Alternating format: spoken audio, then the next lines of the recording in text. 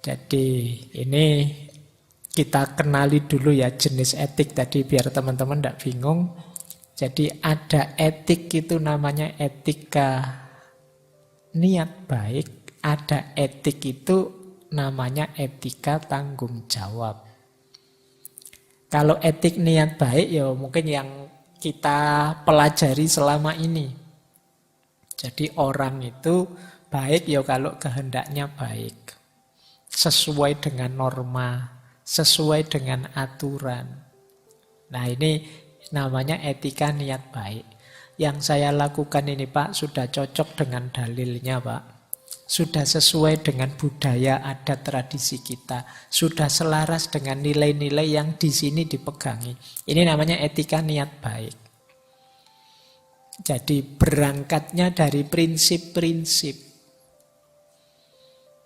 Bukan berarti keliru, tidak berarti salah. Tapi nanti dalam banyak kasus kita perlu etika tanggung jawab. Jadi etika tanggung jawab itu fokus pada efek dan tujuan yang harus kita pedulikan. Termasuk tujuan-tujuan di masa depan. Kan kita sering sebenarnya secara tidak sadar menggunakan etika tanggung jawab ini. Misalnya ya, kalau saya kecil dulu, kalau saya minta apa-apa sama ibu saya di warung, mau dibeliin itu, terus ibu bilang, ndak punya uang. Atau kadang-kadang itu ndak dijual. Ya kan? Itu kan bohong sebenarnya. Tapi ini kan jawaban memikirkan efek jangka panjang, karena kalau ditolak mentah-mentah, itu kan sederhananya, aku ndak mau membelikanmu itu. Jujurnya kan itu sebenarnya. Uang ada lah, itu jelas dijual.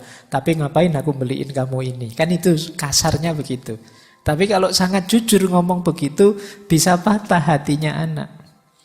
Wah ternyata ibu tidak peduli lagi padaku. Itu kalau anak kecil bisa patah hati beneran. Maka pakai kalimat retorika, tidak usah beli itu tidak dijual kok. Coba tanya penjualnya. Gitu. Kalau penjualnya paham, ya udah iya tidak dijual mesti gitu. Kecuali penjualnya trik. Oh dijual kok itu katanya siapa? Oh ya, kasihan orang tuanya sudah. Ini sebenarnya jenis etika masa depan, berpikir ke depan.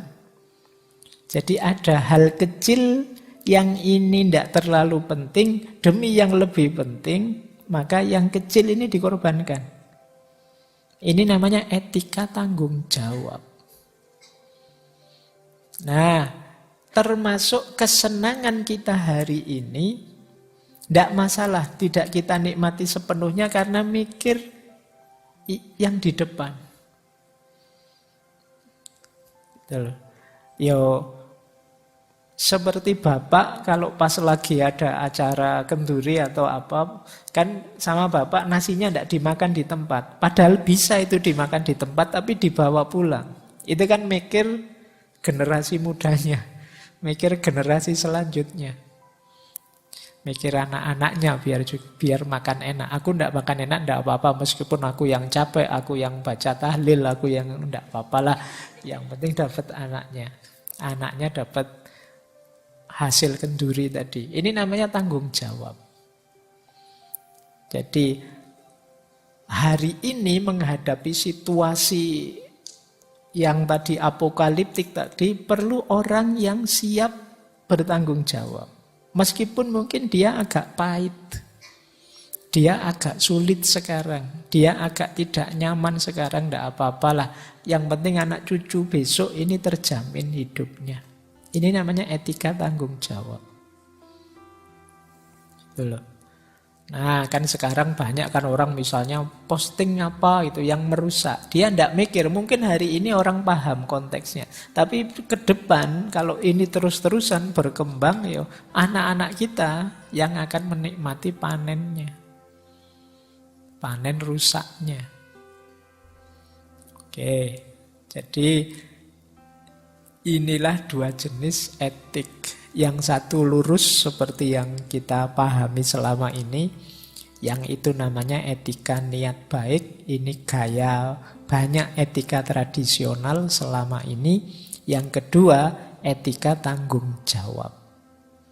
Yang ini tidak mikir bahwa aku saja yang harus selamat, aku saja yang harus jadi orang baik, aku saja yang harus jadi hidup nyaman dan senang, tapi juga mikir ke depan. Ikut bertanggung jawab terhadap anak cucu, terhadap generasi yang akan datang.